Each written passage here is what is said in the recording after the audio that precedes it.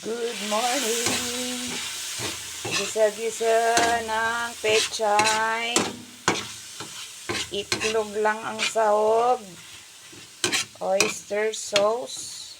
Bawang, sibuyas, kamatis. Gisa-gisa-gisa. Unahin muna ang tangkay. Kasi mas matagal maluto ang tangkay kaysa sa dahon. Lalagyan ko yan ng oyster sauce. Patis. Ayan na ang patis. Patis. Ito ang oyster sauce. Oyster. May paminta na rin yan. Tubig. Ayan. Tapos, magbabati ng itlog. Ilalagay dyan. Para din nagluluto ng ampalaya.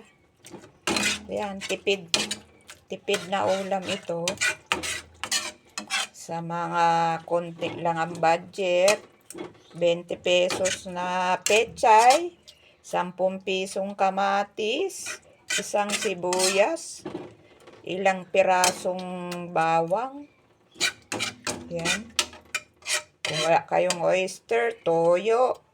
May paminta ng durog yan. Hintayin ko lang yan kumulo habang nagbabati ako ng itlog. Yan. Ganyan ang aking ginagawa. Yan, mas masarap yan. May sabaw-sabaw. O kung may mga anak kayo dyan na ayaw ng gulay, o di may sabaw. Diba? Mga bata, hindi mahilig sa gulay. May sabaw yan, may itlog. O di yun ang kanilang piliin. Sabaw at itlog.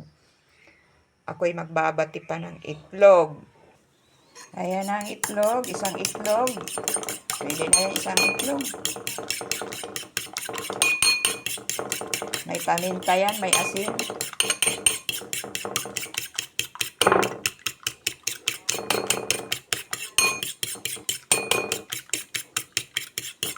Bati.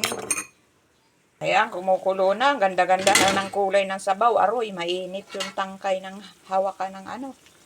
Naglalagay ako dyan ng kapirasong Knorr cubes.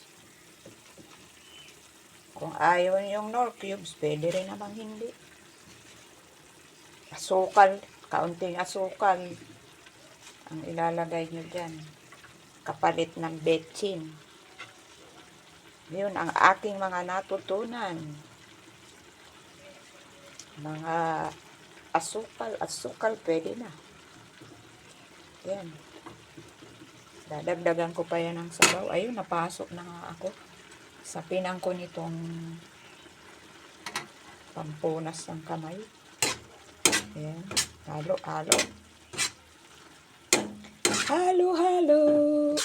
Halo ng konti. Saglit lang yan, luto na ang dahon. Hindi pwedeng matagal. Kaya ilalagay ko ng itlog. Ito na ang itlog. O, itlog. Isang itlog. Tama na yan, isang itlog. Aroy, mainit talaga yung tangkay ng sandok. Ay, haluin ng mabuti. Mabuti. Parang naghahalo lang. Mainit kasi yung tangkay ng sandok. Kaya hindi ko tuloy mahalo ng maayos. Yan na. O, diba? Luto na. Saglit lang na saglit.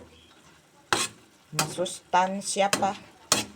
Masustansya ba yan dahon ng mga berde na yan?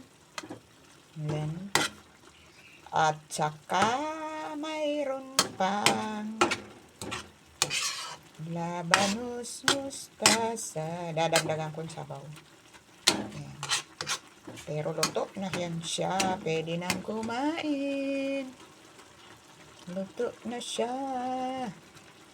Ayan. Thanks for watching mga kaibigan, mga kapatid.